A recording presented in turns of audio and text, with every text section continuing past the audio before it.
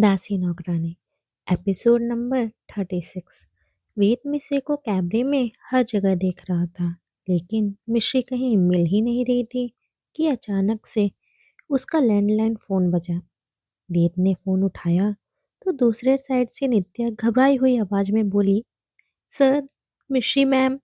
वेद घबरा गया और बीच में ही बोला, क्या हुआ मिश्री को? नित्या अब घबराहट से रोने पर आ गई थी और वो बोली, सर सर मैम। विद अब चिल्ला पड़ा और बोला, नित्या बोलो, मिश्री को क्या हुआ है? नित्या रोते हुए बोली, सर, जहाँ पर नई लिफ्ट लग रही है आप वहां पर आ जाइए, मैम यहाँ फंस गई हैं। वेद हैरान हो गया और फोन को ऐसे ही छोड़ के भागा। वेद भागते हुए आया तो लिफ्ट के पास भीड़ लगी हुई थी।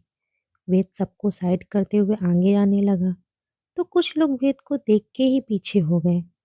वेद ने लिफ्ट जिस जगह लगनी थी उस जगह झांक के देखा तो एक आदमी नीचे उतर रहा था और मिश्री बेहोश तारों के बीच फंसी हुई थी।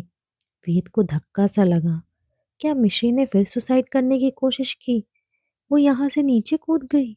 जल्द ही उस आदमी ने अपने साथियों की मदद से मिश्री को बाहर निकाला तो मिश्री अभी भी बेहोश थी। मिश्री के ऊपर आते ही वेद ने मिश्री को गोद में उठा लिया और जल्दी जल्दी अपने कैबिन की तरफ ले जाने लगा। सभी लोग वेद को पहली बार ऐसे किसी के लिए परेशान देख रहे थे और सबके बीच बातें भी होनी शुरू हो गई थी। ये लड़की कौन है जिसके लिए वेद सर इतने परेशान हैं? किसी ने कहा वाइफ है शायद, तो कोई बोला लड़की तो देखने में बहुत छोटी लग रही है, वेद सर अपनी उम्र से इतनी छोटी लड़की से शादी थोड़ी ना करेंगे। तो दूसरा बोला, होने को तो कुछ भी हो सकता है।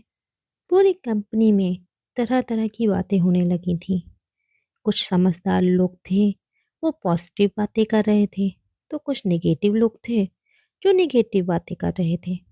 पर चारों तरफ चर्चा बस वेद और मिश्री के रिश्ते की ही थी। वहीं वेद मिश्री को कैबिन में लेकर के आया, उसको सोफे पर लेटाया और उसके ऊपर पानी छिड़का तो मिश्री को होश आ गया और वो डर से सीधा उठ के बैठ गई। उसे तो यकीन ही नहीं हो रहा था कि वो बच गई।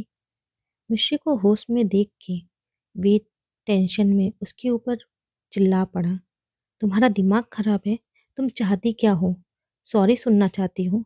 हाथ जोड़ के माफी मांगू तुम्हारे आगे, तब तुम ये हरकतें करना बंद करोगी। मिश्री और डर गई।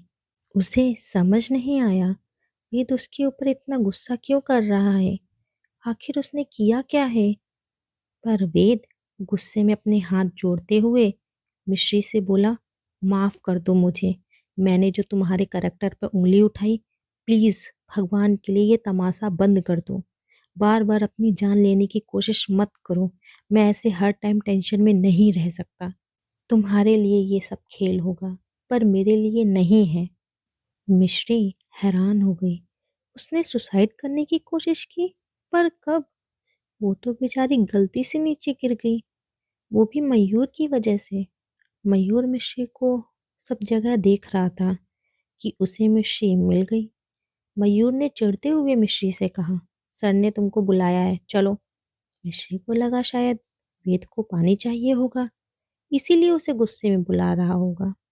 तो वो मयूर से बोली, मैं चली जाऊंगी, पर पहले आप ये बता दीजिए मुझे पानी कहाँ मिलेगा। मयूर तो वैसे ही मिश्री से चिढ़ा हुआ था, इसीलिए जहाँ पर लिफ्ट लगने वाली थी उस तरफ उंगली दिखा के गुस्से में बोला, वहां मिल जाएगा, जाओ ले लो।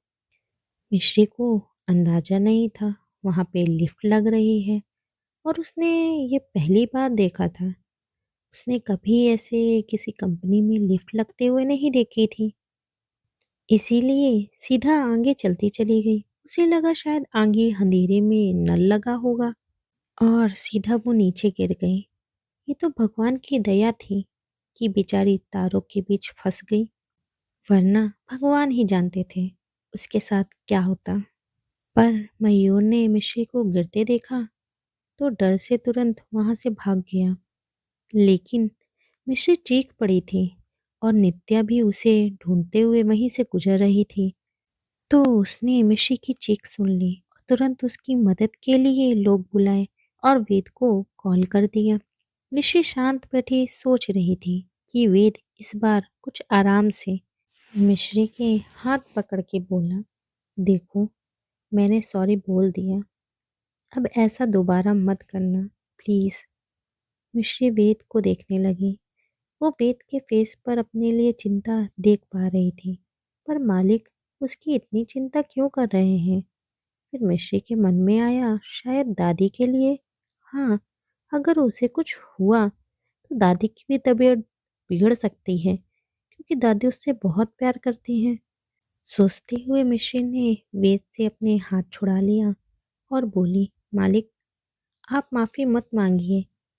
मैंने अपनी जान लेने की कोशिश नहीं की। वो मैं गलती से नीचे गिर गई थी। इतना सुन के तो वेद की आंखें बड़ी हो गई और वो गुस्से में मिश्री को देखने लगा। क्या मिश्री बताएगी मयूर की बात वेद को? कैसा होगा दोनों का आगे का सफर? जानने के लिए सुनते रहिए ये कहानी। और कहानी पसंद आए तो लाइक करें, सब्सक्राइब करें।